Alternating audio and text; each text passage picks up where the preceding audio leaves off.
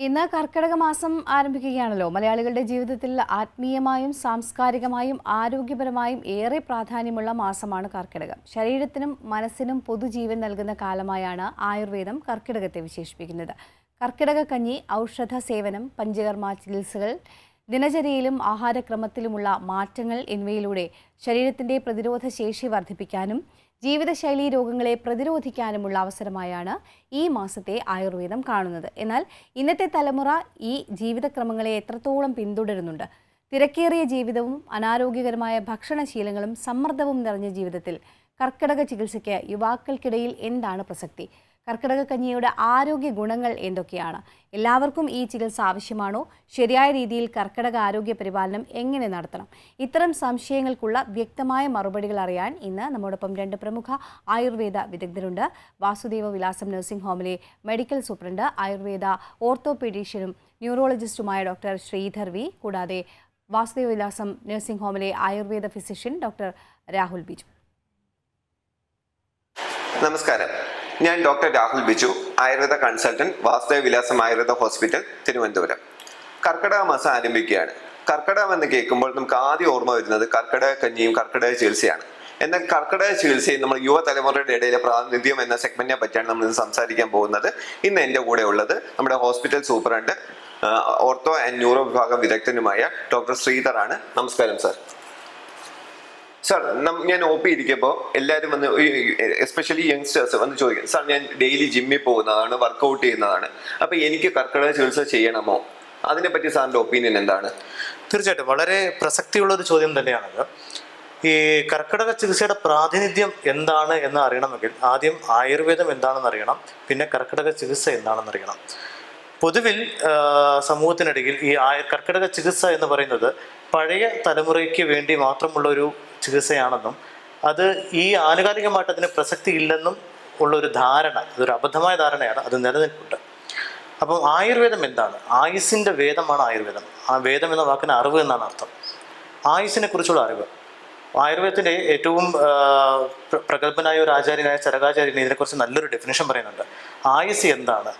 ആയുസ്സിന് ഹിതമായത് എന്താണ്, അഹിതമായത് എന്താണ്, ഒരു ദീർഘായുസിന് വേണ്ടിയിട്ട് എന്തൊക്കെ കാര്യങ്ങൾ ചെയ്യണം, ഇതിനെക്കുറിച്ച് അറിവ് പകർന്നു തരുന്ന ഒരു ശാസ്ത്രമാണ് ആയുർവേദം എന്ന് പറയുന്നത്. അപ്പോൾ ഈ ആയുർവേദത്തിലുള്ള ഗ്രന്ഥങ്ങളെല്ലാം എടുത്തു നോക്കിയാൽ തന്നെ നമുക്ക് മനസ്സിലാവുന്ന ഒരു കാര്യമുണ്ട്. ചികിത്സ എന്നത് അതിന് രണ്ടാമത്തെ പ്രാതിനിധ്യമേ ഉള്ളൂ. ആദ്യം പ്രിവെൻറ്റീവ് ആസ്പെക്റ്റ് എന്ന് പറയുന്നൊരു ഘട്ടത്തിലേക്കാണ് ഈ ഗ്രന്ഥങ്ങളെല്ലാം തന്നെ ചൂണ്ടുന്നത്. അതിൻ്റെ അകത്ത് രണ്ട് പ്രധാന വിഷയങ്ങളുണ്ട്. ഒന്ന് ദിനചര്യയും, രണ്ട് ഋതുചര്യയും. ദിനചര്യ എന്ന് പറയുന്നത് ഓരോ ദിവസത്തിലും ഒരു വ്യക്തി എന്തൊക്കെ ആചരിക്കണം, അത് എങ്ങനെ ആചരിക്കണം എന്നുള്ളതാണ് ദിനചര്യയിൽ പറയുന്നത്. ഋതുചര്യ എന്ന് പറയുന്നത് മാറി മാറി വരുന്ന ഓരോ ഋതുവിലും എന്തൊക്കെയാണ് ഒരു വ്യക്തി ആരോഗ്യം നിലനിർത്താനും അസുഖങ്ങൾ വരാതിരിക്കുവാനും ചെയ്യേണ്ടത് എന്നുള്ളതിനെ കുറിച്ചാണ് ഋതുചര്യയിൽ പറയുന്നത്. അപ്പോൾ ഈ കർക്കിടകം എന്ന് പറയുന്നത് ആ ഒരു വാക്ക് മിസ്നോമറായിട്ടാണ് പലരും ഉപയോഗിക്കുന്നത്. കർക്കിടകം അല്ല, കർക്കടകമാണ് ആക്ച്വലി. കാരണം കർക്കടകം എന്നത് ഒരു സംസ്കൃത വാക്കാണ്. ക്രാബ്, ഞണ്ട് എന്നുള്ള വാക്കാണ് അതിനർത്ഥം. അപ്പോൾ കർക്കടക ചികിത്സ അത് പലരും പറഞ്ഞത് കർക്കിടകം എന്നായി എന്നുള്ളതേ ഉള്ളൂ. അപ്പോൾ ദക്ഷിണായനം എന്ന് പറയുന്നത് നമുക്ക് ഈ ജൂലൈ തൊട്ട് തുടങ്ങുന്ന ഒരു ഘട്ടമാണ്. ഇതിൻ്റെ അകത്ത് വരുന്ന ആദ്യത്തെ ഋതുവാണ് വർഷ ഋതു. ഈ വർഷ ഋതുവിൽ പൊതുവിൽ മഴ സമയമാണ്. ഓക്കെ, അപ്പോൾ നമുക്ക് കർക്കിടക മാസത്തിൽ മഴ കാണും, അത് നമുക്കറിയാം. ഇതിൻ്റെ അകത്ത് രണ്ട് മൂന്ന് കാര്യങ്ങളുണ്ട്. ഒന്ന് തണുപ്പായിരിക്കും. അപ്പോൾ മഴക്കാല ജന്യ രോഗങ്ങൾ ഉണ്ടാകും. നമ്മൾ അന്തരീക്ഷത്തിൽ ഈർപ്പം കൂടി നിൽക്കുന്ന ഒരു അവസ്ഥ ഉണ്ടാകും. അപ്പൊ അത് കാരണം ഉണ്ടാകുന്ന രോഗങ്ങൾ. ഈ സമയത്ത് അഗ്നിബലം, അതായത് ദഹനശക്തി എന്ന് പറയുമ്പോൾ നമ്മൾ വയറിന്റെ അകത്ത് ഉണ്ടാകുന്ന ഒരു ദഹനശക്തി മാത്രമല്ല, സെല്ലുലാർ ലെവൽ, കോശത്തിൽ നടക്കുന്ന ഒരു മെറ്റബോളിസം കൂടെ അതിനകത്ത് വരും. അപ്പൊ ഈ രണ്ടിലും ഒരു കുറവുണ്ടാകും. പൊതുവിൽ തന്നെ ഇമ്മ്യൂണിറ്റി അതിനകത്തൊരു മാറ്റമുണ്ടാവും, ഒരു കുറവുണ്ടാവും. അപ്പം ഇത്തരം കാര്യങ്ങളാണ് നമ്മൾ ഈ കർക്കിടക ചികിത്സയിലൂടെ നമ്മൾ പരിഹരിക്കാൻ ശ്രമിക്കുന്നത്. അത് മാത്രമല്ല, നമ്മളിപ്പം ആയുർവേദത്തിൽ തന്നെ പറയുന്നുണ്ട് നമുക്ക് ഓരോ ത്രിദോഷങ്ങളാണ് ഉള്ളത്. അപ്പൊ ഈ ത്രിദോഷത്തിൽ തന്നെ വാദം എന്ന് പറയുന്ന ഒരു ദോഷം ഏറ്റവും കൂടുതൽ പ്രകടമാകുന്ന ഒരു മാസം കർക്കിടകമാണെന്ന് നമുക്ക് അറിയാം. അപ്പം അതുകൊണ്ട് വാദപരമായിട്ടുള്ള കുറെ, ഇപ്പം നടുവേദനയാണെങ്കിലും സർവൈക്കൽ പ്രോബ്ലംസും ലംബാർ പ്രോബ്ലംസും ഒക്കെ ഏറ്റവും കൂടുതൽ പ്രോമിനന്റ് ആയിട്ട് കാണിക്കുന്ന ഒരു മാസം കൂടിയാണ്. അത് എന്തുകൊണ്ട് വരുന്നു എന്ന് പറഞ്ഞു കഴിഞ്ഞാൽ ഈ തണുപ്പ് എന്നൊരു ആസ്പെക്ട് വരുമ്പോഴാണ്. അപ്പോൾ ഈ വാദസംബന്ധമായ അസുഖങ്ങൾ കൂടാനുള്ള കാരണവും അത് തന്നെയാണ്. അപ്പോൾ ഞാൻ നേരത്തെ പറഞ്ഞ പോലെ ഇവിടെ രണ്ട് കാര്യങ്ങളുണ്ട്, പ്രിവെന്റീവ് ആസ്പെക്റ്റും ഉണ്ട്, ട്രീറ്റ്മെന്റ് ആസ്പെക്റ്റും ഉണ്ട്. അപ്പോൾ നമ്മൾ ആചാര്യന്മാർ പറഞ്ഞിരിക്കുന്നത് വെച്ച് കഴിഞ്ഞാൽ ഇന്ന രീതിയിൽ ഓരോ ദിവസവും ഓരോ ഋതുവിലും കാര്യങ്ങൾ ആചരിച്ചു കഴിഞ്ഞാൽ അസുഖം വരാതെ നോക്കാം. ഇനി അഥവാ അസുഖം വന്നു കഴിഞ്ഞാൽ അത് എങ്ങനെ ചികിത്സിക്കണം എന്നുള്ളതാണ് ചികിത്സാ ആസ്പെക്ട്. ഓക്കെ. അപ്പോൾ നമുക്കിവിടെ prevention is better than cure എന്ന് പറഞ്ഞൊരു സംഭവമാണ് ഇവിടെ കൂടുതൽ നമുക്ക് വർക്ക്ഔട്ട് ആവുന്നത്. നല്ലൊരു എക്സ്പ്ലനേഷൻ ആയിട്ട് നമ്മുടെ സ്വാസ്ഥ്യകരമായിട്ട് പറയുന്നുണ്ട്. അപ്പോൾ നമുക്ക് എങ്ങനെയാണ് യുവതലമുറയിൽ ഇത് നമുക്ക് അപ്ലിക്കബിൾ ആണെന്ന് പറഞ്ഞു കഴിഞ്ഞാൽ, ഇപ്പോഴത്തെ തലമുറയിൽ പൊതുവിൽ കാണുന്നത് ഈ ഇരുന്നുള്ള ജോലികളും ഒരുപാട് നേരം കമ്പ്യൂട്ടറിന് മുന്നിലിരിക്കുക, വ്യായാമക്കുറവ്, ശരിയായ ഭക്ഷണമില്ലായ്മ, ഇതെല്ലാം പൊതുവിൽ കാണുന്നവയാണ്. അപ്പോൾ നമുക്ക് ഈ ഒരു ജീവിതശൈലിയും തെറ്റായ ആഹാരശൈലിയും കൊണ്ടുണ്ടാകുന്ന രോഗങ്ങൾ ഉണ്ടായിട്ടുണ്ടെങ്കിൽ അവയെ ചികിത്സിക്കാനും, ഇനി ഉണ്ടായിട്ടില്ലെങ്കിൽ വരാതെ പ്രിവെന്റ് ചെയ്യാനും ആണ് ഈ കർക്കിടക ചികിത്സ യൂസ് ചെയ്യുന്നത്. അപ്പോൾ അത് പഴയ തലമുറയേക്കാൾ കൂടുതൽ ഇന്നത്തെ തലമുറയിൽ അവരുടെ ജീവിതശൈലിയും അവരുടെ ആഹാരശൈലിയും വെച്ചിട്ട് ഇന്നത്തെ തലമുറയിലാണ് അത് കൂടുതൽ അപ്ലിക്കബിൾ ആവുന്നത്. സാർ, കഴിഞ്ഞ ദിവസം ഞാൻ OP യിലിരുന്നപ്പോൾ എനിക്കൊരു പേഷ്യൻ്റ് വന്നിട്ടുണ്ടായിരുന്നു. ഒരു 30 years ഓഫ് ഏജ് ഉള്ളൂ. അപ്പോൾ പുള്ളി പറഞ്ഞതെന്ന് വെച്ചാൽ, ഡോക്ടറെ രാവിലെ എഴുന്നേൽക്കുമ്പോൾ എനിക്ക് കഴുത്ത് വേദനയാണ്, അല്ലെങ്കിൽ ജോയിൻസ് മൂവ് ചെയ്യാൻ പറ്റുന്നില്ല എന്ന്. ഞാൻ എക്സാമിനേഷൻ ചെയ്ത ബ്ലഡ് റിപ്പോർട്ട് അസസ് ചെയ്ത് വേറെ പ്രത്യേകിച്ച് അസുഖങ്ങളൊന്നും കാണുന്നില്ല. പക്ഷേ ലൈഫ് സ്റ്റൈൽ ചോദിച്ചപ്പോഴത്തേക്ക് ഒരു സെഡൻറ്ററി ലൈഫ് സ്റ്റൈൽ ഫോളോ ചെയ്യുന്ന ആളാണ്, പ്രോപ്പറായിട്ട് ഫുഡ് കഴിക്കുന്നില്ല, ഉറക്കം കുറവാണ്, സ്ക്രീൻ ടൈം കൂടുതലാണ്. സോ ഇതൊരു ഒരാളുടെ കഥയല്ല, നമ്മുടെ സൊസൈറ്റിയുടെ ഒരു കഥയായിട്ട് മാറിക്കൊണ്ടിരിക്കുകയാണ്. അപ്പോൾ ഇവരിലേക്ക് എങ്ങനെയാണ് ഈ കർക്കിടക ചികിത്സ നമുക്ക് അപ്ലൈ ചെയ്യാൻ പറ്റുന്നത്? ഒരു കാര്യം ആയിരിക്കും, നമ്മുടെ കയ്യിൽ ഒരു യന്ത്രം ഇരിക്കുകയാണെന്ന് വിചാരിക്കാം, അല്ലെങ്കിൽ ഒരു കാർ ഇരിക്കുകയാണ്. ഓക്കെ, നമ്മൾ ആ കാറിന് ഉപയോഗിക്കും തോറും ആ കാറിന് പ്രോപ്പറായിട്ട് സർവീസ് ചെയ്യണം. അതെ. ഓക്കെ, അപ്പോൾ കൃത്യമായിട്ട് ആ വാഹനം നല്ല രീതിയിൽ പരിചരിച്ച് വെച്ച് കഴിഞ്ഞാൽ നല്ല രീതിയിൽ അത് ഓടും, കുറേ കാലം അത് നിൽക്കുകയും ചെയ്യും. ഹ്യൂമൻ ബോഡി എന്ന് പറയുന്നതും അത്തരത്തിലൊരു യന്ത്രമാണ്, അതൊരു ഇൻ്റലിജൻറ്റ് മെഷീനാണ്. അപ്പോൾ നമുക്കും ഈ പറഞ്ഞ പോലെ തേയ്മാനവും ബാക്കി കാര്യങ്ങളെല്ലാം ഉണ്ടാവാറുണ്ട്. ഒരു ഗുണം എന്തെന്ന് പറഞ്ഞു കഴിഞ്ഞാൽ നമ്മുടെ ഉള്ളിൽ തന്നെ കോശങ്ങൾ അത് റിപ്പയർ ചെയ്യാൻ കഴിവുള്ളവയുമാണ്. അപ്പൊ നമുക്ക് ചെയ്യാൻ പറ്റുന്ന ഒരു കാര്യം എന്ന് പറഞ്ഞു കഴിഞ്ഞാൽ, ശരിയായ വ്യായാമത്തിലൂടെയും ശരിയായ ആഹാര രീതിയിലൂടെയും ശരിയായ ജീവിതശൈലിയിലൂടെയും ഈ ഇടയ്ക്കിടയ്ക്കുള്ള നമുക്ക് ഈ മെയിൻ്റനൻസ് തെറാപ്പിയിലൂടെയും ആ റിപ്പയറിംഗ് പ്രോസസ്സിനെ ഒന്ന് സപ്പോർട്ട് ചെയ്ത് കൊടുക്കുക എന്നുള്ളതാണ്. നമ്മളെ ഭാഗത്തു നിന്നുള്ള ഒരു സർവീസ് ആയിട്ട് ഒരു സപ്പോർട്ടിംഗ് ഫാക്ടറായിട്ട് നമുക്കത് കൊടുക്കാൻ പറ്റും.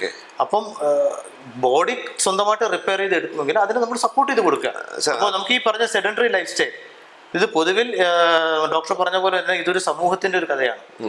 അപ്പോൾ നമുക്ക് ഒരുപാട് നേരം മണിക്കൂറുകൾ ഇരുന്ന് ജോലി ചെയ്യാം, അല്ലെങ്കിൽ വ്യായാമക്കുറവ്, ശരിയായ രീതിയിൽ സമയത്ത് ഭക്ഷണം കഴിക്കാൻ പറ്റുന്നില്ല, ഉറക്കക്കുറവ്, ടെൻഷൻ, സ്ട്രെസ്, ഇതെല്ലാം ഇന്നത്തെ തലമുറ ഫേസ് ചെയ്യുന്ന റിയാലിറ്റീസ് ആണ്. ഇത് നമുക്ക് മാറ്റിവെക്കാൻ പറ്റുന്നതല്ല.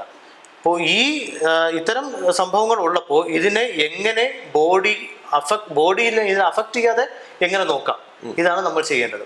കർക്കിടക ചികിത്സയ്ക്ക് മെയിൻ സംഭവം എന്ന് പറഞ്ഞു കഴിഞ്ഞാൽ, ഞാൻ നേരത്തെ പറഞ്ഞ പോലെ തന്നെ, ഒന്ന് നമ്മുടെ മെറ്റബോളിസം, ഡൈജഷനും മെറ്റബോളിസം കറക്റ്റ് ചെയ്യുക. 2, ഇമ്മ്യൂണിറ്റിയെ ട്വീക്ക് ചെയ്യുക. നമുക്ക് നമ്മുടെ ഉള്ളിൽ ഒരു രോഗപ്രതിരോധ ശേഷിയുണ്ട്. അപ്പം അതിനെ മരുന്ന് കൊടുത്ത് നല്ല രീതിയിൽ കൂട്ടാം എന്നുള്ളതല്ല, ആ ഇമ്മ്യൂണിറ്റി പ്രവർത്തിക്കാൻ വേണ്ടിയിട്ടുള്ള ഒരു സറൗണ്ടിങ് ഉണ്ടാക്കി കൊടുക്കുക, അതിനെ കൃത്യമായിട്ട് ട്വീക്ക് ചെയ്തെടുക്കുക. പിന്നെ ഈ പറഞ്ഞ പോലെ എന്തെങ്കിലും ആഹാരത്തിലോ അല്ലെങ്കിൽ ജീവിതശൈലിയിലോ എന്തെങ്കിലുമൊക്കെ ബുദ്ധിമുട്ടുണ്ടെങ്കിൽ അതൊക്കെ മാറ്റുക. ഇവിടെയാണ് കർക്കിടക കഞ്ഞിയുടെ പ്രാതിനിധ്യം വരുന്നത്. എന്തുകൊണ്ട് കഞ്ഞി എന്ന് ചോദിച്ചു കഴിഞ്ഞാൽ, കഞ്ഞി ലഘുഭക്ഷണമാണ്. നമ്മുടെ ഡൈജഷനെ കുറിച്ച്. അപ്പം അതിൻ്റെ നമുക്ക് വെറും കഞ്ഞി മാത്രമല്ല ഉപയോഗിക്കുന്നത്, അതിൻ്റെ അകത്ത് മരുന്ന് കൂട്ടുകളും ഔഷധ കൂട്ടുകളും കൂടെ ചേർക്കുന്നുണ്ട്. അപ്പോൾ ഈ പറഞ്ഞ രീതിയിൽ ദഹന പ്രക്രിയയെ ശരിയാക്കുവാനും ഇനി സെല്ലുലാർ ലെവൽ മെറ്റബോളിസത്തിനെ കറക്റ്റ് ചെയ്യാനും ഈ കഞ്ഞി ഭയങ്കരമായിട്ട് ഉപയോഗം ചെയ്യുന്നതാണ്. സാർ, കർക്കിടക കഞ്ഞി മാത്രമാണോ, ലൈക്ക് ഒരു നമ്മൾ എക്സ്റ്റേണൽ തെറാപ്പി കൂടെ ഒരുമിച്ച് കൊണ്ടുവരപ്പോഴല്ലേ നമുക്ക് അതിൻ്റെ ഒരു റിസൾട്ട് നമുക്ക് കിട്ടത്തുള്ളൂ? തീർച്ചയായിട്ടും. കർക്കിടക ചികിത്സ എന്ന് പറയുന്നത് ഒരിക്കലും ഒരു കഞ്ഞിയിലോ ഒരു ഒഴിച്ചിലോ ഒതുങ്ങുന്നതല്ല. അതൊരു ജീവിത ശൈലിയിലെ മാറ്റമാണ്. നിങ്ങളുടെ 12 മാസത്തിൽ നിങ്ങൾ 1 മാസം നിങ്ങൾക്ക് വേണ്ടി നിങ്ങൾ മാറ്റിവെക്കുന്നു, അല്ലെങ്കിൽ 365 ദിവസത്തിൽ ഒരു 30 ദിവസം നിങ്ങൾക്ക് വേണ്ടി മാറ്റിവെക്കുന്നു. ഇതാണ് കർക്കിടക ചികിത്സയുടെ മെയിൻ ഉദ്ദേശം. ഇതൊരു കർക്കിടകമായി അപ്പോൾ പോയി ഒരു 7 ദിവസം ചികിത്സ ചെയ്ത് കളയാം, അതല്ല അതിൻ്റെ ഉദ്ദേശം.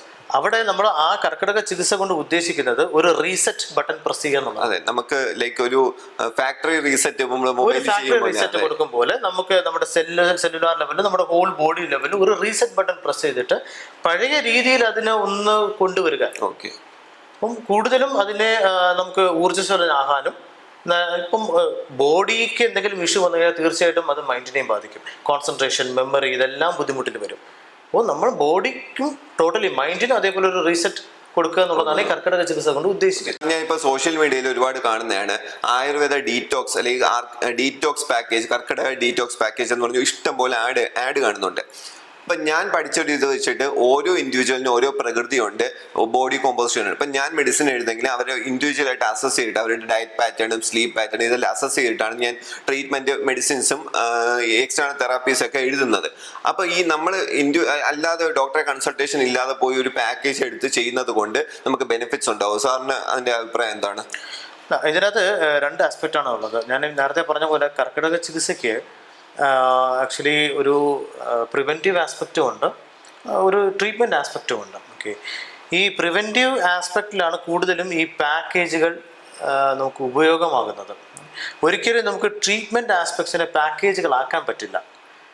അതെന്തുകൊണ്ടെന്ന് കഴിഞ്ഞാൽ നമുക്കൊരു അസുഖത്തിന് വേണ്ടി, ഫോർ എക്സാമ്പിൾ ഒരു പേഷ്യൻ്റ് വരുന്നു, നടുവേദനയാണ് എന്ന് പറഞ്ഞു വരുന്നു, നമ്മൾ അതിൻ്റെ കാര്യങ്ങളൊക്കെ നോക്കി ചികിത്സ നിശ്ചയിക്കുന്നു.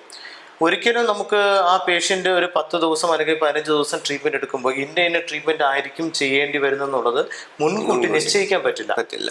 കാരണം പേഷ്യൻ്റ് ട്രീറ്റ്മെൻറ്റ് ചെയ്ത് വരുമ്പോൾ അതിനനുസരിച്ച് എന്തൊക്കെയാണ് അതിൻ്റെ മാറ്റങ്ങൾ വരുന്നത്, അതിനനുസരിച്ച് നമുക്ക് ട്രീറ്റ്മെൻറ്റ്സ് പ്രിസ്ക്രൈബ് ചെയ്യാൻ പറ്റുള്ളൂ. സോ പാക്കേജസ് എന്ന് പറയുന്നത് മിക്കവാറും ഈ വെൽനസ് ട്രീറ്റ്മെൻറ്റ്സിനാണ് കൂടുതലും ആപ്ലിക്കബിൾ ആവുന്നത്. എന്നിരുന്നാൽ പോലും നമുക്ക് പാക്കേജുകൾ അവതരിപ്പിക്കുമ്പോൾ ജനറലി നമ്മൾ പബ്ലിക്കിനോട് പറയുന്നത് ഇന്ന രീതിയിൽ പാക്കേജുകൾ നമുക്കുണ്ട്. അപ്പോൾ എപ്പോഴും നമ്മൾ ശ്രദ്ധിക്കേണ്ട കാര്യം എന്ന് പറഞ്ഞു കഴിഞ്ഞാൽ ഈ പാക്കേജുകൾ കൊടുക്കുമ്പോൾ നമ്മളൊരു പോയിന്റും കൂടെ അവിടെ സ്ട്രെസ് ചെയ്യണം. ഒരു രോഗിക്ക് അനുസൃതമായ പാക്കേജ് എന്താണോ അതൊരു ഡോക്ടർ കൺസൾട്ടേഷന് ശേഷം മാത്രമേ ചൂസ് ചെയ്യാവുള്ളൂ എന്നുള്ളൊരു പോയിന്റ് അവിടെ നമ്മൾ സ്ട്രെസ് ചെയ്യണം. കാരണം ഓരോ രോഗിക്കും, അല്ലെങ്കിൽ ഇപ്പം വരുന്ന ഒരാളുടെ, അത് രോഗി തന്നെ ആവണമെന്നില്ല, വരുന്ന ആളിന് ഓരോ രീതിയിലായിരിക്കും അവരുടെ ഈ പറഞ്ഞ പോലെ ബോഡി കോൺസ്റ്റിറ്റ്യൂഷനും ബാക്കി കാര്യങ്ങളൊക്കെ വരുന്നത്. ഇവർക്ക് തന്നെ അറിഞ്ഞുകൂടാത്ത എന്തെങ്കിലും ചിലപ്പോൾ വേദനകളോ അവർ അതുമായിട്ട് കോൺഷ്യസ് ആവാത്ത എന്തെങ്കിലുമൊക്കെ കാര്യങ്ങൾ കാണും. ചിലപ്പോൾ കാലങ്ങളായിട്ട് കഴുത്ത് വേദനയോ നടുവേദനയോ അതൊരു ക്രോണിക് ഇഷ്യൂ. ഈ ക്രോണിക് ഇഷ്യൂവിന്റെ പ്രശ്നം എന്താണെന്ന് വെച്ച് കഴിഞ്ഞാൽ ബോഡി അതുമായിട്ട് അഡ്ജസ്റ്റ് ആവും. അപ്പോൾ കുറെ കഴിയുമ്പോഴത്തേക്കും ഈ വേദനകൾ സാധാരണ രീതിയിൽ ഈ രോഗികൾ അറിയില്ല, ബോഡി അഡാപ്റ്റ് ആയി മാസ്ക് ചെയ്ത് വെക്കും. അപ്പൊ നമ്മൾ ട്രീറ്റ്മെന്റ് ചെയ്യുമ്പോൾ ഒരു ഡോക്ടർ ഒരു റൂം ഒന്ന് ആലോചിക്കാം, നമ്മളൊരു 1 വർഷത്തോളം 2 വർഷത്തോളം തുറക്കാതിരിക്കുന്ന ഒരു റൂം ആലോചിക്കാം, ഫുള്ള് പൊടിയടഞ്ഞ് കിടക്കും അല്ലേ. അത് പക്ഷെ അവിടെ ഡസ്റ്റ് സെറ്റിൽഡ് ആണ്. നമ്മളിത് അടിച്ചു വരാൻ തുടങ്ങുമ്പോഴാണ് ഇത് മൊത്തത്തിൽ ഇളകുന്നത്. അതേപോലെ നമുക്ക് ഈ മാസ്ക് ചെയ്ത സംഭവങ്ങളെല്ലാം ചിലപ്പോൾ ഈ ട്രീറ്റ്മെന്റ്സ് ചെയ്യുമ്പോൾ അത് പുറത്തു വരാൻ സാധ്യതയുണ്ട്. അപ്പോൾ ഇതിന് നമുക്ക് ഏറ്റവും ആവശ്യമുള്ള ഹിസ്റ്ററി ടേക്കിംഗ് ആണ്. ഒരു പേഷ്യന്റ് വരുമ്പോൾ അവരെന്തെങ്കിലും മരുന്ന് കഴിക്കുന്നുണ്ടോ, നേരത്തെ എന്തെങ്കിലും ബുദ്ധിമുട്ടുണ്ടായിട്ടുണ്ടോ, എന്തിനെങ്കിലും വേണ്ടി ചികിത്സകൾ എടുത്തിട്ടുണ്ടോ, ഇപ്പോൾ ഈ അടുത്ത കാലത്ത് എന്തെങ്കിലും ട്രീറ്റ്മെന്റ്സ് എടുത്തിട്ടുണ്ടോ, സർജറി തുടങ്ങി എന്തെങ്കിലും ചെയ്തിട്ടുണ്ടോ, ഇത്തരം കാര്യങ്ങളും പിന്നെ ഈ പറഞ്ഞ പോലെ ആ പേഷ്യന്റിന്റെ ബോഡി കോൺസ്റ്റിറ്റ്യൂഷൻ, പ്രകൃതി എന്താണ്, അവരുടെ ഡൈജസ്റ്റീവ് കപ്പാസിറ്റി എന്താണ്, ഇതൊക്കെ അനലൈസ് ചെയ്ത് വേണം ഇതിൻ്റെ അകത്ത് ഏത് പാക്കേജ് വേണം എന്നുള്ളത് നമ്മൾ അനലൈസ് ചെയ്യേണ്ടത്. അതുകൊണ്ട് തന്നെ ഒരു പാക്കേജ് അവതരിപ്പിക്കുമ്പോൾ അതിനകത്തൊരു ലോജിക് ഉണ്ടാവണം. ഏതെങ്കിലും 2-3 ട്രീറ്റ്മെന്റ് തട്ടിക്കൂട്ടി എടുത്ത് ഒരു പാക്കേജ് അവതരിപ്പിക്കുന്നതിൽ അർത്ഥമില്ല. നമ്മളെപ്പോഴും ശ്രദ്ധിക്കേണ്ട കാര്യം, ഒരു പാക്കേജിൽ കൊടുക്കുന്ന ട്രീറ്റ്മെന്റ്സ് പരസ്പര പൂരകങ്ങളായിരിക്കണം, കോംപ്ലിമെന്ററി ആയിരിക്കണം. ഈ കൊടുക്കുന്ന ട്രീറ്റ്മെന്റ്സ് ഒരിക്കലും അങ്ങോട്ടും ഇങ്ങോട്ടും ഓപ്പോസിറ്റ് രീതിയിലുള്ള ആയി പോകരുത്. ഇപ്പോൾ നമുക്ക് തന്നെ അറിയാം, ചില ട്രീറ്റ്മെന്റ്സ് ചെയ്യുമ്പോഴത്തേക്കും BP-യുടെ ഒരു ചെറിയ വേരിയേഷൻ, നമുക്കിപ്പം അഭ്യംഗം ചെയ്യാൻ നേരത്തെ BP റൈസ് ആവാറുണ്ട്, ചെറിയ രീതിയിൽ റൈസ്, അത് അലാർമിംഗ് റൈസ് അല്ല, അത് പാർട്ട് ഓഫ് ദ ട്രീറ്റ്മെന്റ് ആണ്. അപ്പൊ അതേപോലെ ചില ട്രീറ്റ്മെന്റ്സ് ചെയ്യുമ്പോഴത്തേക്കും നമുക്ക് BP ഒന്ന് കുറയും, ചില ട്രീറ്റ്മെന്റ് ചെയ്യുമ്പോൾ BP ഒന്ന് കൂടും. അപ്പം BP കുറയുന്ന രീതിയിലുള്ള ട്രീറ്റ്മെന്റ്സ് എല്ലാം ഒരുമിച്ച് ചെയ്ത് കഴിഞ്ഞാൽ പേഷ്യന്റ് ചിലപ്പോൾ പെട്ടെന്ന് ക്ഷീണം വന്നു കൊളാപ്സ് ആയി പോകും. ആ രീതിയിലോട്ട് പോകണം നിർബന്ധമില്ല. കാരണം അത്രയും ലെവൽ ഓഫ് ഉള്ള ഡീപ് ടിഷ്യൂ ട്രീറ്റ്മെന്റ്സ് വന്നാലും ചിലപ്പോൾ BP ആ ലെവലിൽ ഡ്രോപ്പ് ആവുള്ളൂ. പക്ഷെ ചെറിയ ഡ്രോപ്പുള്ള വരുന്ന BP-യിൽ ഡ്രോപ്പ് വരുന്ന ട്രീറ്റ്മെന്റ്സ് പോലും സൈമിൾട്ടേനിയസ് ആയിട്ട് ചെയ്ത് കഴിഞ്ഞാൽ പേഷ്യന്റ് ചിലപ്പോൾ ഒരു 2 ദിവസം ട്രീറ്റ്മെന്റ് ചെയ്ത് കഴിയുമ്പോൾ നല്ല രീതിയിൽ ക്ഷീണിക്കും, പിന്നെ അടുത്ത ട്രീറ്റ്മെന്റ്സ് കണ്ടിന്യൂ ചെയ്യാൻ പറ്റാതെ വരും. സോ നമ്മൾ എപ്പോഴും കൊടുക്കുന്ന പാക്കേജുകൾ ലോജിക്കലായിരിക്കണം. ഒരു പാക്കേജ് കൊടുക്കാൻ വേണ്ടി പാക്കേജ് കൊടുക്കരുത്. Okay. പലപ്പോഴും ഞാനും കണ്ടുവന്നിട്ടുള്ള ഒരു സംഭവം എന്ന് പറഞ്ഞു കഴിഞ്ഞാൽ ഏതെങ്കിലുമൊക്കെ ഒരു ട്രീറ്റ്മെന്റ്സ് തട്ടിക്കൂട്ടി എടുത്ത് അതിനൊരു പാക്കേജ് ആക്കി അവതരിപ്പിക്കുക എന്നുള്ളതാണ്. സോ ബേസിക്കലി നമ്മൾ കൊടുക്കുന്ന പാക്കേജ് ലോജിക്കൽ പാക്കേജ് ആയിരിക്കണം. രണ്ട്, നമ്മൾ എപ്പോഴും സ്ട്രെസ് ചെയ്യേണ്ട കാര്യം ഒരു പാക്കേജ് ചൂസ് ചെയ്യുന്നതിന് മുമ്പ് ഡോക്ടറിനെ കൺസൾട്ട് ചെയ്ത് ആ പാക്കേജ് ആ വ്യക്തിക്ക് ഉത്തമമാണോ എന്ന് തീർച്ചയായിട്ടും ഉറപ്പുവരുത്തേണ്ടതുമാണ്. സാർ, ഞാൻ കഴിഞ്ഞ ദിവസം OP-യിൽ ഇരുന്നപ്പോഴത്തേക്ക് ഒരു കുട്ടി വന്ന് 20 വയസ്സുള്ള കുട്ടി, ഡോക്ടറെ എനിക്ക് വെയിറ്റ് റെഡ്യൂസ് ചെയ്യണം, കുട്ടി ഒബീസ് ആണ്, എന്തെങ്കിലും ഒരു ഷോർട്ട് കട്ട് ഉണ്ടോ, അല്ലെങ്കിൽ ഒരു ഷോർട്ട് ഡ്യൂറേഷനിൽ നമുക്ക് എന്തെങ്കിലും ആയുർവേദത്തിൽ ചെയ്യാൻ പറ്റുമോ എന്ന് ചോദിച്ചാണ് വന്നത്. അപ്പൊ ഈ കർക്കിടക ചികിത്സയിൽ ഈ പറഞ്ഞ പോലെ നമുക്ക് വെയിറ്റ് ലോസിനെയും ഈ പറഞ്ഞ പദ്യം, നമുക്ക് ആയുർവേദത്തിൽ പറഞ്ഞ പദ്യം എന്നുള്ളൊരു കോൺസെപ്റ്റിനെയും എത്രത്തോളമാണ് ഇൻഫ്ലുവൻസ് ചെയ്യുന്നത്? സാറിന്റെ ഒപ്പീനിയൻ എങ്ങനെയാണ്? തീർച്ചയായിട്ടും എനിക്കും ഈ OP-യിലിരിക്കുമ്പോൾ ഒരുപാട് കിട്ടുന്ന ഒരു കുറയാണ് ഈ വെയിറ്റ് ലോസിന്റെ കുറി. അത് ശരിക്കും പറഞ്ഞാൽ അവരെങ്ങനെയാണെന്ന് വെച്ചാൽ എനിക്ക് 5 ദിവസം അല്ലെങ്കിൽ 10 ദിവസം സമയമുണ്ട്, ഇതിനുള്ളിൽ വെയിറ്റ് റിഡക്ഷൻ ചെയ്യണം. അപ്പോൾ ഞാൻ തമാശക്കെങ്കിലും പറയുന്ന ഒരു സംഭവമാണ്, ഞാൻ പഠിച്ച ആയുർവേദത്തിൽ അത് നടക്കില്ല, ഇനി വേണമെങ്കിൽ ഞാൻ മാജിക് വല്ലതും പഠിച്ചിട്ട് വരാം എന്ന് ഞാൻ പറയാറുണ്ട്. കാരണം വെയിറ്റ് റിഡക്ഷൻ എന്ന് പറയുന്നത് ഒരിക്കലും ഒരു സഡൻ ഫിനോമിനൻ അല്ല, അത് അങ്ങനെ ചെയ്യാൻ പറ്റില്ല. ഒന്നാമത്തെ കാര്യം, നമ്മൾ വെയിറ്റ് ഗെയിൻ എന്തുകൊണ്ട് ഉണ്ടായി എന്ന് നോക്കണം. അപ്പോൾ അത് ശരിയായ ജീവിതചര്യ ഇല്ല, ജീവിതശൈലി മാറ്റം വരുന്നുണ്ട്, അല്ലെങ്കിൽ ആഹാര രീതി കൃത്യമല്ല, അല്ലെങ്കിൽ വ്യായാമമില്ല, ഇതൊക്കെ കൊണ്ടും വെയിറ്റ് ഗെയിൻ ഉണ്ടാവാം. ഹോർമോണൽ ഇംബാലൻസസ് കൊണ്ട് വെയിറ്റ് ഗെയിൻ ഉണ്ടാവാം. ഏതെങ്കിലും മരുന്നുകൾ കഴിക്കുമ്പോൾ അതുകൊണ്ട് വെയിറ്റ് ഗെയിൻ ഉണ്ടാവാം. സ്ട്രെസ് ഫാക്ടേഴ്സ് കൊണ്ട് വെയിറ്റ് ഗെയിൻ ഉണ്ടാവാം. ഇനി അതും അല്ലെങ്കിൽ നമുക്ക് ഈ ഓരോരുത്തരുടെ ബോഡി ടൈപ്പ് ഉണ്ട്, അതനുസരിച്ച് വെയിറ്റ് ഗെയിൻ ഉണ്ടാവാം. ഇതിനൊക്കെ അനുസരിച്ച് വെയിറ്റ് റിഡക്ഷൻ എങ്ങനെ ചെയ്യണം എന്നുള്ളതിന്റെ ഒരു പ്രോട്ടോകോൾ മാറും. അപ്പോൾ സാധാരണ രീതിയിൽ നമ്മൾ പറയാറുള്ളതെന്ന് വെച്ച് കഴിഞ്ഞാൽ സഡൻ വെയിറ്റ് ലോസ് നമ്മൾ ഒരു ട്രീറ്റ്മെന്റിലൂടെ എടുക്കുന്നത് ഒരിക്കലും നല്ലതല്ല. ഒരു 10 കിലോ വെയിറ്റ് ഉദ്ദേശം കുറയണമെന്നുണ്ടെങ്കിൽ അടുത്തൊരു 6 മാസത്തേക്ക് നമ്മൾ അതിനനുസരിച്ച് പ്ലാൻ ഇട്ട് ചിട്ടയായ ജീവിതചര്യ, ചിട്ടയായ വ്യായാമം, ചിട്ടയായ ആഹാരം, അതിനൊപ്പം തന്നെ ആയുർവേദ മരുന്നുകളും ആയുർവേദ ചികിത്സകളും ഇതും കൂടെ ചെയ്തു പോകുമ്പോഴേ അതിനൊരു സസ്റ്റെയിൻഡ് ആയിട്ട് കൊണ്ടുപോകാൻ പറ്റും. അപ്പോൾ വെയിറ്റ് ലോസ് ഒരിക്കൽ ഉണ്ടായത് കൊണ്ട് പിന്നീട് വെയിറ്റ് ഗെയിൻ ഉണ്ടാവില്ല എന്നുള്ളതും അർത്ഥമല്ല. അപ്പൊ ഈ പറയുന്ന കാര്യങ്ങളെല്ലാം തന്നെ ഇതൊരു മെയിൻ്റനൻസും കൂടെ വേണം, എന്നാലേ അത് കൃത്യമായുള്ള സസ്റ്റെയിൻഡ് ഒരു വെയിറ്റ് ലോസിലേക്ക് പോവുള്ളൂ. അപ്പൊ നമുക്കൊരു 10 കിലോ കുറച്ച് ആ രീതിയിൽ കൊണ്ടുപോകണമെന്നുണ്ടെങ്കിൽ ഇതെല്ലാം അതിനൊരു ഫാക്ടറാണ്, ഒരു സിംഗിൾ ഫാക്ടർ അല്ല ഇത്. പിന്നെ അതേപോലെ തന്നെ ഈ പറഞ്ഞ യങ് ഏജ് ഡയബറ്റീസ് അല്ലെങ്കിൽ യങ് ഏജ് ഒബേസിറ്റി, ഇത് ഒരുപാട് നമ്മൾ കണ്ടുവരുന്നത് എന്തുകൊണ്ടെന്ന് വെച്ച് കഴിഞ്ഞാൽ കുട്ടികളിൽ തന്നെ ഇപ്പോഴത്തെ ആഹാര രീതി ഒരുപാട് മാറിപ്പോയി. ഇപ്പോൾ പഠനങ്ങൾ പറയുന്നത് എന്താണെന്ന് വെച്ച് കഴിഞ്ഞാൽ ഒരു 3-4 വയസ്സിനുള്ളിൽ പഞ്ചസാര നൽകരുത്, അല്ലെങ്കിൽ ഒരു 12 വയസ്സിനുള്ളിൽ ചായയോ കാപ്പിയോ നൽകരുത്, കഫീൻ. പക്ഷെ ഇപ്പൊ കണ്ടുവരുന്ന വെച്ചാൽ കുട്ടികൾ തന്നെ ഒരുപാട് സോഫ്റ്റ് ഡ്രിങ്ക്സ് ഒക്കെ കുടിക്കുന്നു, കാർബണേറ്റഡ് ഡ്രിങ്ക്സ്, എനർജി ഡ്രിങ്ക്സ് ഒരുപാട് കുടിക്കുന്നു, അല്ലെങ്കിൽ ഈ ജങ്ക് ഫുഡ് ഒരുപാട് കഴിക്കുന്നു, ഒരുപാട് ഷുഗറി ആയിട്ടുള്ള ആഹാരങ്ങൾ. അപ്പം ഇതെല്ലാം തന്നെ ആരോഗ്യത്തെ ബാധിക്കുന്നതാണ്. ഇതെല്ലാം കഴിച്ചു കഴിഞ്ഞിട്ട് ഈ കുട്ടികൾ നേരെ ചെന്നിരിക്കുന്നത് മൊബൈൽ ഫോണിന്റെ മുന്നിലോ അല്ലെങ്കിൽ കമ്പ്യൂട്ടറിന്റെ മുന്നിലോ ആയിരിക്കും. സ്ക്രീൻ ടൈം കൂടുതലും, sedentary life style, lack of exercise.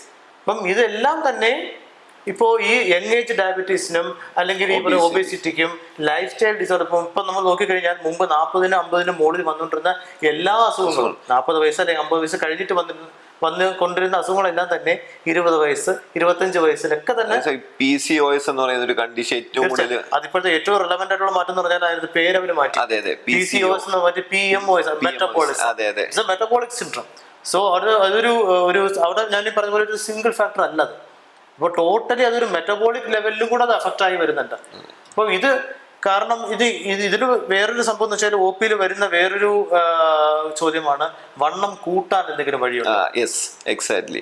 അപ്പോൾ ഞാൻ പലപ്പോഴും അവരോട് ഉപദേശിക്കുന്നത് പറഞ്ഞാൽ ഹെൽത്തും വണ്ണവും തമ്മിൽ ബന്ധമില്ല. ലീനായിരുന്നോളൂ, പക്ഷെ ഹെൽത്തി ആയിരിക്കണം.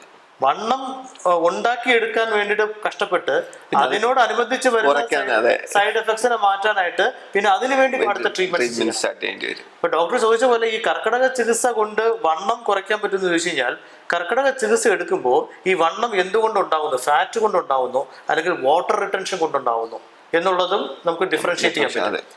ഈ വാട്ടർ റിട്ടൻഷൻ കൊണ്ടുണ്ടാവുന്ന സ്വെല്ലിങ്ങും ബാക്കി നീർക്കെട്ടുകളൊക്കെ ഈ കർക്കിടക ചികിത്സ കൊണ്ട് കുറയും.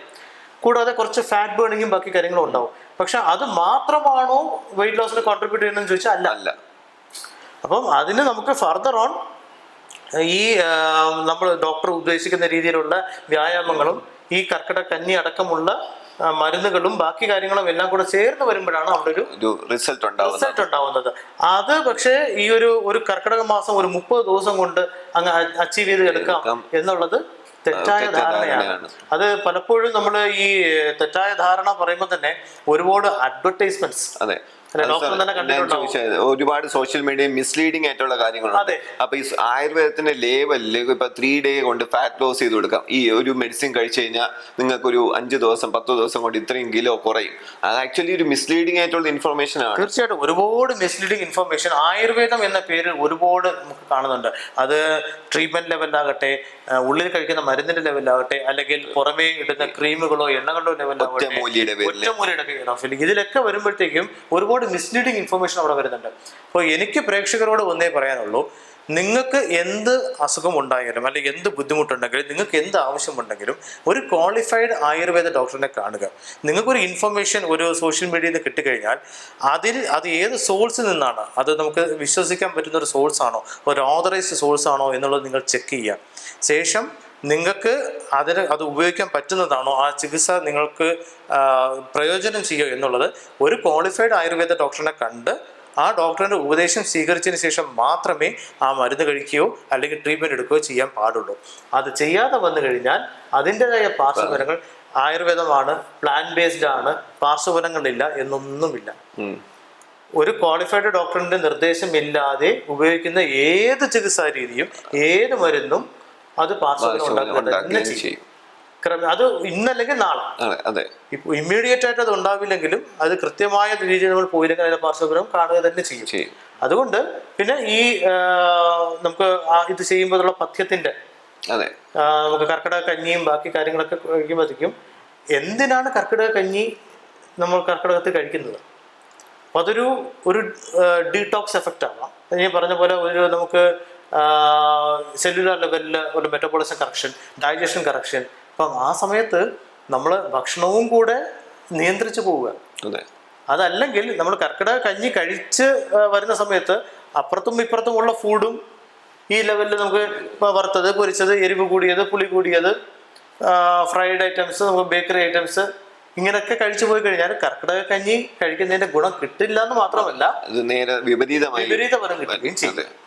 അപ്പോൾ അതുകൊണ്ട് നമുക്ക് ഈ പറഞ്ഞ പോലെ വെയിറ്റ് ലോസ്, അങ്ങനത്തെ ഒരു ലൈഫ് സ്റ്റൈൽ ഇതൊക്കെ എപ്പോഴും പ്രേക്ഷകർ ശ്രദ്ധിക്കേണ്ട കാര്യം, ഇതൊന്നും പെട്ടെന്ന് വരുന്നവയല്ല. കാലങ്ങളായുള്ള തെറ്റായ ജീവിതശൈലിയും ആഹാരത്തിൻ്റെ തെറ്റായ ക്രമീകരണങ്ങളും കൊണ്ടുവരുന്നവയാണ്. ഇങ്ങനെ ഒരു ക്രോണിക് ഇഷ്യൂ ആണത്. ഈ ക്രോണിക് ഇഷ്യൂവിനെ 5 ദിവസം കൊണ്ട് ഒരിക്കലും മാറ്റിയെടുക്കാൻ പറ്റില്ല, അല്ലെങ്കിൽ ഒരു 7 ദിവസം കൊണ്ട്, ഒരു 10 ദിവസം കൊണ്ട് ഒരിക്കലും മാറ്റിയെടുക്കാൻ പറ്റില്ല. അതിനെ ക്രമേണ മാറ്റിക്കൊണ്ട് വന്ന് പിന്നെ അതിനെ സസ്റ്റെയിൻ ചെയ്ത് കൊണ്ടുപോകും. അതെ, ഞാൻ ഇപ്പം ഒ പിയിൽ വരുന്ന പേഷ്യൻസിന് പറയുന്നത്, നിങ്ങൾക്ക് വെയിറ്റ് ലോസ് ഉണ്ടാകും, അതിന് നിങ്ങൾ അതിൻ്റെതായ ടൈം ഇൻവെസ്റ്റ് ചെയ്യണം. നിങ്ങളുടെ ലൈക്ക് വർക്കൗട്ട്സും ഡയറ്റും അതിനൊക്കെ വേണ്ടി ഇൻവെസ്റ്റ് ചെയ്യുക. അല്ലാതെ ഒരു ഷോർട്ട് കട്ട് അന്വേഷിച്ച് നടന്നു കഴിഞ്ഞാൽ നിങ്ങൾക്ക് ഗുണത്തേക്കാൾ ഏറെ ദോഷമാണ് ചെയ്യുന്നത്. തീർച്ചയായിട്ടും. സാർ, നമുക്ക് വേറൊരു ക്വസ്റ്റ്യൻ വരുന്നത്, ഡോക്ടറെ എനിക്കിപ്പം കർക്കിടക ചികിത്സ എടുക്കാൻ സമയമില്ല, അല്ലെങ്കിൽ അതിനുള്ള സന്ദർഭമില്ല, ഞാൻ കർക്കിടക കഞ്ഞി മാത്രം എടുത്താൽ മതിയോ? അപ്പം ഞാൻ വീട്ടിൽ എന്തൊക്കെ ജീവിതശൈലികളാണ് മാറ്റം വരുത്തേണ്ടത്? അങ്ങനെ ധാരാളം ചോദിക്കാറുണ്ട്. അപ്പം നമ്മൾ അതിനനുസരിച്ച് അഡ്വൈസ് ചെയ്യാറുണ്ട്. സാറിന്റെ ഒപ്പീനിയൻ എന്താണ് ഇതിൽ? എനിക്ക് പറയാനുള്ളത്, നമുക്ക് ഞാൻ നേരത്തെ പറഞ്ഞ പോലെ ഒരു 365 ദിവസത്തിൽ 30 ദിവസം നമുക്ക് വേണ്ടി മാറ്റി വെക്കണം. അത് വെക്കാൻ പറ്റണം. ഇനി ഒരു കാരണവശാലും അത് പറ്റുന്നില്ലെങ്കിൽ വീട്ടിൽ ചെയ്യാവുന്ന കുറച്ച് കാര്യങ്ങളുണ്ട്. അതിൽ ഒന്നാമതാണ് കർക്കിടക കഞ്ഞി കുടിക്കുക എന്നുള്ളത്. കർക്കിടക കഞ്ഞി ഒരിക്കലും ഒരു ദിവസം കുടിച്ചത് കൊണ്ട് വലിയ പ്രയോജനം കിട്ടാൻ പോകുന്നില്ല. ഒരാഴ്ചയെങ്കിലും കർക്കിടക കഞ്ഞി കുടിക്കണം. അത് വീട്ടിലുള്ള എല്ലാവരും കുടിക്കണം. എന്നാൽ മാത്രമേ ഒരു ഫാമിലി ലെവലിൽ, ഒരു ഹെൽത്ത് ലെവലിൽ വരുള്ളൂ. പിന്നെ ഞാൻ നേരത്തെ പറഞ്ഞ പോലെ കർക്കിടക കഞ്ഞി കുടിക്കുമ്പോൾ അനുബന്ധമായിട്ടുള്ള ആഹാര രീതികളിലും മാറ്റം വരുത്തണം. പിന്നെ വ്യായാമം തീർച്ചയായിട്ടും ചെയ്യണം. ആയുർവേദം ഒരിക്കലും കഠിനമായ വ്യായാമം എല്ലാവരും ചെയ്യണമെന്ന് നിഷ്കർഷിക്കുന്നില്ല. അവനവൻ്റെ ശക്തിക്കനുസരിച്ചുള്ള വ്യായാമം ചെയ്യുക എന്നുള്ളതേ പറയുന്നുള്ളൂ. അപ്പം നടക്കാൻ പറ്റുന്നവർ നടക്കുക, ജിമ്മിൽ പോയി വ്യായാമം ചെയ്യാൻ പറ്റുന്നവർ അങ്ങനെ ചെയ്യുക, യോഗ ചെയ്യാൻ പറ്റുന്നവർ അങ്ങനെ ചെയ്യുക. സാർ, ഇപ്പം റീസെന്റ് ആയിട്ട് നമുക്ക് ചെയർ യോഗ എന്നുള്ളൊരു കോൺസെപ്റ്റ്, ഇപ്പം അത് ഏറ്റവും കൂടുതൽ ഇപ്പം നമുക്ക് മൊബിലിറ്റി ഇഷ്യൂസ് ഉള്ള അല്ലെങ്കിൽ ഏജോർഡായവർക്കൊക്കെ നമ്മൾ സജസ്റ്റ് ചെയ്യുന്നത്, അതായത് ചെയർ ഇരുന്നുകൊണ്ട് നമുക്ക് മൊബിലിറ്റി ആയിട്ടുള്ള ചെയർ യോഗ എന്ന രീതിയിൽ. അതാ ഞാൻ പറഞ്ഞ, അവനവൻ ഒന്നുമില്ലാതിരിക്കുന്നതിനേക്കാളും നല്ലത് എന്തെങ്കിലും ചെയ്യുക എന്നുള്ളതാണ്. അപ്പോൾ ജിം വർക്കൗട്ടിൽ തുടങ്ങി കുറഞ്ഞ് വന്ന് അത് നടക്കുക, അല്ലെങ്കിൽ ചെയറിൽ ഇരുന്നുകൊണ്ടെങ്കിലും അത് നമുക്ക് വേണമെങ്കിൽ തിരിച്ചു കൊണ്ടുപോയിക്കൂടെ സാർ? ചെയർ യോഗയിൽ തുടങ്ങി വർക്കൗട്ട് ഏറ്റവും നല്ലതാണ്. അതെ. ഞാൻ അങ്ങനെ പറയുള്ളൂ. നമുക്ക് താഴെത്തട്ടിൽ നിന്ന് തുടങ്ങി മുകളിലോട്ട് കൊണ്ടുവരിക എന്നുള്ളതാണ് അത് ഏറ്റവും നല്ലത്. പക്ഷെ എന്തെങ്കിലും ചെയ്യുക എന്നുള്ളതാണ് അവിടെ പ്രസക്തമായ ഒരു പിന്നെ അതേപോലെ തന്നെ നമുക്ക് ആ ഒരു മാസത്തേക്കെങ്കിലും നമ്മുടെ ശരീരം നോക്കുന്ന പോലെ തന്നെ നമ്മുടെ മനസ്സും നോക്കുക. അപ്പോൾ മനസ്സിനൊരു സ്ട്രെസ് റിലീഫ് കിട്ടുന്ന രീതിയിലുള്ള യോഗയോ മെഡിറ്റേഷനോ നല്ല നല്ല പാട്ടുകൾ കേൾക്കുകയോ അങ്ങനത്തെ കുറച്ച് കാര്യങ്ങളും കൂടെ അഡിഷൻ ചെയ്തു പോയി കഴിഞ്ഞാൽ അത് കൂടുതലും ഗുണം ചെയ്യും. ഓക്കെ.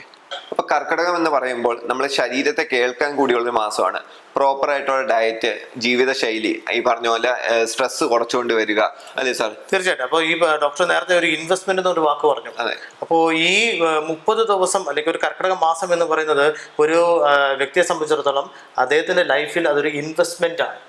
അപ്പോൾ നമുക്ക് മനസ്സിനെ കേൾക്കുക, ശരീരത്തിന് കേൾക്കുക എന്നുള്ളതിനോടൊപ്പം തന്നെ മനസ്സിനെ കേൾക്കുക എന്നുള്ളൊരു സംഭവമുണ്ട്. കാരണം ഈ നേരത്തെ പറഞ്ഞ കർക്കിടക കഞ്ഞിയും എന്നൊക്കെ പറയുമ്പോഴത്തേക്കും അതൊരു ഗട്ട് ഹെൽത്ത് ഭയങ്കര ഇമ്പോർട്ടൻ്റ് ആണ്. ആയുർവേദവും ഈ അഗ്നി എന്ന് പറയുന്നത് ഡൈജഷൻ, മെറ്റബോളിസം ഇതിന് ഭയങ്കര ഒരു ഇമ്പോർട്ടൻസ് കൊടുത്ത് തന്നെ പറയുന്നുണ്ട്. മോഡേൺ കൺസെപ്റ്റിൽ അതിപ്പോൾ ഗട്ട് ബ്രെയിൻ മെറ്റബോളിക് ആക്സസ് എന്നുള്ള നമുക്ക് നമ്മളെ ശാസ്ത്രത്തില് വർഷങ്ങൾക്ക് മുന്നേ പറഞ്ഞ കാര്യം റീസെന്റ് അത് കൊണ്ടുവന്നിട്ടുമുണ്ട്. അപ്പൊ അതുകൊണ്ട് തന്നെ ഈ പറയുന്ന കർക്കിടക ചികിത്സയും ബാക്കി അതനുബന്ധിച്ചുള്ള മരുന്നുകളും ഒക്കെ തന്നെ ഇതൊരു ഇൻവെസ്റ്റ്മെന്റ് ആണ്. അപ്പം ആ ഒരു വ്യക്തി അദ്ദേഹത്തിന്റെ ലൈഫിൽ ചെയ്യുന്ന ഏറ്റവും നല്ലൊരു ഇൻവെസ്റ്റ്മെന്റ് ആയിട്ട് കണക്കാക്കാം. എല്ലാവരും ഹെൽത്ത് ഇൻഷുറൻസ് എടുക്കുന്നു, അതുപോലെ ഒരു നമ്മുടെ ബോഡിക്ക് വേണ്ടി ഒരു ഇൻവെസ്റ്റ്മെന്റ് കൊടുക്കണം. ഓക്കെ. അപ്പം ഈ ചർച്ച കേട്ട എല്ലാവർക്കും നന്ദി. ഇന്ന് നമ്മുടെ ഒപ്പം ഉണ്ടായിരുന്ന ശ്രീധർ സാറിനും ഒരുപാട് നന്ദി. അപ്പൊ എല്ലാവരും നല്ല ആരോഗ്യവും ദീർഘായുസ്സുമായിട്ട് ജീവിക്കാൻ പ്രാർത്ഥിക്കുന്നു. നന്ദി, നമസ്കാരം.